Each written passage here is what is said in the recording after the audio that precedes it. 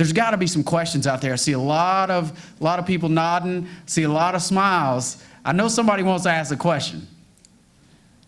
What? Yes, ma'am.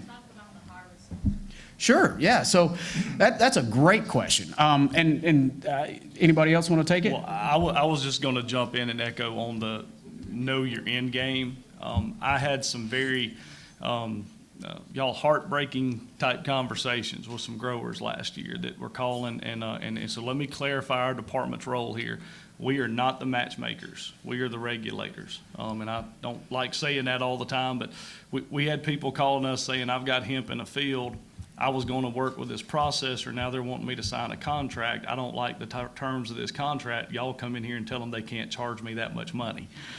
That's not our role in this. So like a lot in life, it's all about relationships. Mm-hmm. So know who you're dealing with, know your end game before you get going. That would be some advice that I think we saw, because like I said, those were heartbreaking conversations when you had folks that had put lots of money in the dirt, done everything right, and then showed up and expected the state to tell them what to do with that product. And that's not how y'all know this. That's not how any ag commodity works. So just that was a real world heartbreaking mm-hmm. situation. Phone call I had at least 7 or 8 times last year. So please have a plan for what you're going to do when you get into this. It'll make everything a lot easier. Got any tobacco farmers in the room? So tobacco is very similar to hemp in that when you're going to harvest this, first and foremost, this is going to be a manual process. So just get ready. You're going to have some back-breaking work. And I say that because there's a couple different ways that you can actually grow this. You can grow some really strong, tall, big, beautiful mother plants, or you can actually grow them a little bit smaller too. So you can do a manual harvest is basically how this is going to happen. You're going to have to chop them all down with machetes, most of the part, all right? But the other part of that is you're going to have to dry it. You're going to have to cure it. You're going to have to understand how to make sure that that thing stays in a great state so your CBD components, your CBG, your CBN, your other cannabinoids, the THC that's in it, your other cannabinoids stay in their right state, right? There is a potential to do mechanical harvesting on this, but they're going to have to be smaller plants, and we're going to have to work towards breeding the right genetics to make sure that the stalks are small enough, you're getting enough yield out of that plant to be able to do it with a mechanical harvesting opportunity. So there's some ability to do that with some mechanical harvesters, but it just depends on the genetics that you get. Yes, sir? How do you keep the rats out? Whew, man. Rat traps? Yeah, so how do you keep the rats out of them? And really, that there is no answer to that other than putting, luckily we've not had any infestations with that. But I've had some other people that actually put some rat poison out, and they did some stuff like that. I had one that was shooting with 22s with a little pistol outside, but they were big old rats. They wasn't the little bitty ones either. So good question. I wish I had a better answer for you on that. We're going to go to the back, and then I'm going to come to the front. Yes, sir. Yeah, beautiful question. So remember, this is something that the USDA, pest and disease management was the question that came out. So the USDA is really trying to take this from a food and agricultural standpoint, right? This is a commodity. And I want to encourage everybody to try to do this on the most organic method possible, because the thing that you've got to think about is when you put pesticides and herbicides on this plant, guess what she does? She soaks that up. And when you extract that out of the plant, what are you doing? You're concentrating it, right? So I had a gentleman here in Alabama that had 95 5-gallon buckets that he was trying to sell, and he could not get rid of because it had a huge amount of a pesticide that he put into it. Right at the last second, it was either a worm infestation or something like that, and he had to spray it right at the end. And guess what she did? Soaked up all that beautiful pesticide, and then when they extracted that, CBD, the CBG, everything out of that plant, she was full of that pesticide that was in there. And you can't sell that. You can, but people are going to charge you. You're going to get pennies, less than pennies on the dollar for that. So pesticide and herbicide management is going to be key. You're going to have to do it early, and then it's a very manual process after that. Ladies and gentlemen, I can't tell you enough how much you're going to have to walk these fields. Get out there and get fall in love with these babies because you're going to have to baby them. This is not like a normal plant that you're going to grow. Now, she is really resilient when it comes to water and pests and things like that, but you're going to have worms in them. You're going to have some issues that may come in. Root binding could be a big issue if you're doing clones, things like that. So you got a lot of things to worry about. Do it early on the pest management herbicide. Don't do it, I would say within a month of harvest, do not apply anything. You're going to have to do it manually and with organic pesticides if you're using them. You know, neem oil, things like that. Great question. Yes, sir. Yes. Here in the state of Alabama, what genetics type of seeds that you prefer in the state of Alabama, and also what's the germination rate that you all are approving the seed to come in? Good questions, and I'm not going to be able to give you the best variety names. I can tell you that part of the lessons that we're getting from last year was we're hoping to have on our website the varieties that were approved in Alabama last year.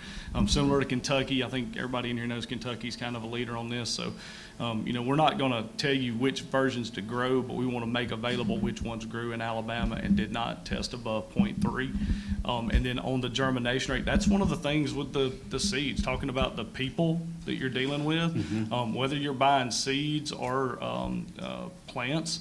That's a big part of this too. You know, last year one of those lessons was people would come and say, well, hey, we want to buy these seeds, and let's just say they were a quarter a piece, right?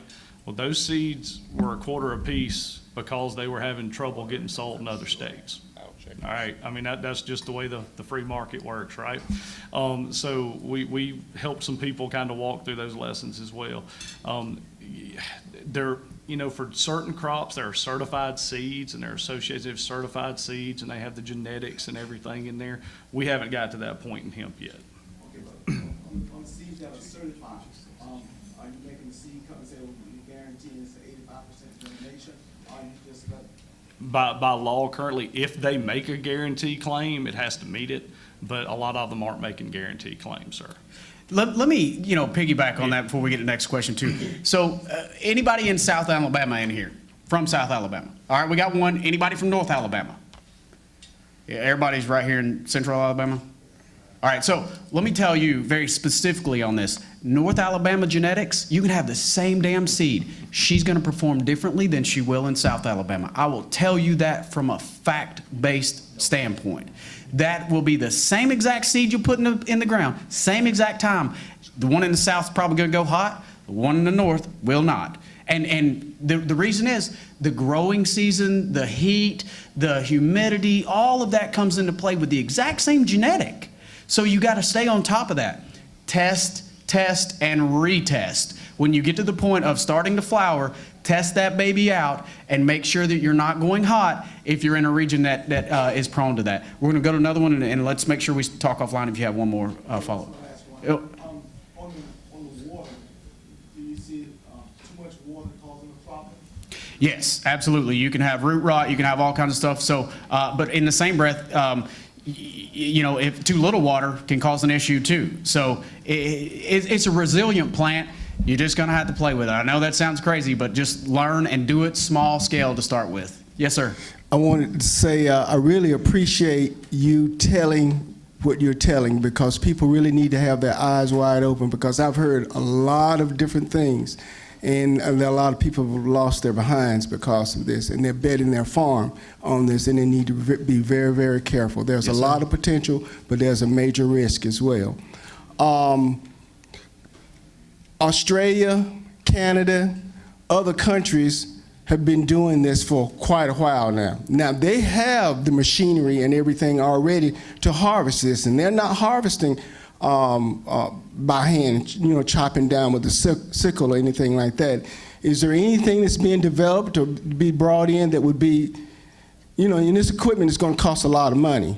And I know there are a lot of people are modifying things as well, but is there any companies now that are working on this, or so that we can have something here without it being imported in? Yeah, there are some companies that are working on that, and let me address that very specifically. They are growing different plants than what we're growing. We're growing CBD here in the United States for the majority part of it. They are growing fiber plants, and that's a huge difference, because that fiber plant, she's 10, 12 feet tall. and a little bitty stalk. So it's easy for them to harvest, and they can take that combine up to 3 feet high, pop that top off, and boom, they're good to go. On these female plants for CBD production, you got to go to the bottom of it. You got a chopper at the bottom, and that's where that stalk's going. So some people are working on developing that, and most of them are just farmers that are trying to figure it out, and they're just doing some work on some equipment they've got, some old equipment, making modifications to it, and having it work there. Can you have plants that do both, where generally on the CBD, you want your only doing just a top portion, certain top portion of buds, you're not doing all of the stalk? No, on the CBD production, you're mostly going to do the whole entire plant, because that whole thing is going to flower. She flowers. Now, you may trim some of that bottom layer off, but she's going to flower on all those branches that are there. But fiber and food too now, because people just talking about CBD. There's Yeah. other things that you Yes. talk about as well. Yes. So there's fiber and there's food, so you're going to have to be able to diversify in that, so you don't have all your eggs in one basket. That's correct. Guys, hemp can feed the entire world. This seed is packed with protein, with amino chain acids. Amazing. Amazing. Omega-3, Yes. and it's not only used for fiber, you can use it for concrete, you can use it for paper, it's all different method. And it's this, first of all, this plant, as we call it, hemp, cannabis, it's not new. It's been around for years. It's been around 4,000 BC before Christ even walked the earth. That's 6,000 years. And it's documented that China was the first that used this to do fiber, to have medicine. So this is not new. It just got abolished in 1937 because our government stifled it and put a negative component on it. And now 80 years later, we have an opportunity to get back to basics. And back in the days, guess what? George Washington, what? There you go. So this is not new. It's back. It just gives us an opportunity, especially what makes me so excited is that it's on my campus. Mm-hmm. It's brought back to home. It is one of the reasons we were founded, to give stability to our community. So if you look at it full circle, we have an opportunity to give back to our community, to create jobs. And that is one of the things that we, again, are here to collaborate with you here. Josh is amazing. I started collaborating with him back in Birmingham just last year of September. I told him what I wanted to do. He was like, oh, you're amazing. I want you on the board. Here I am. And that's why I'm bringing him to you, so you guys can have an opportunity not to reinvent the wheel again, but go in it, create something, pass down your legacy to your children. Those are things that you can do. This is an opportunity for us, but we can't do it if we're not sharing. We can't do it if we're not helping. So we got one in the back. Before we get there, I want to absolutely say, look, it's such an honor to be here. As a veteran myself, combat veteran myself, to be here at Tuskegee, well, not at Tuskegee, but here represented by Tuskegee, a veteran-based university where you guys can lead the charge. And when we talk about an HBCU making this charge happen, where black and brown people have been the ones who have been, unjustly put in jail for this plant over the last 50 to 60 years. We can lead the charge here. That's what you guys need to do with that fiber production, with the food production, with the tissue culture, with everything that you guys can do to really show the entire state and be that one that's sitting up on the mantle and everybody's looking at and saying, hey, boom, this is who we should let set the standard. We're gonna go right over there and then I'm coming right back over there. Yes, sir.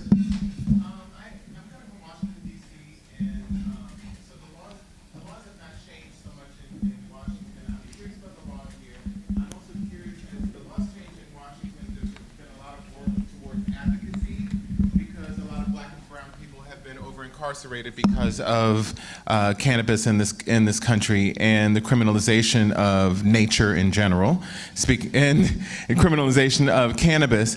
But so I would love to hear if there's advocacy work around that, around some policy work as you bring in policy into Alabama.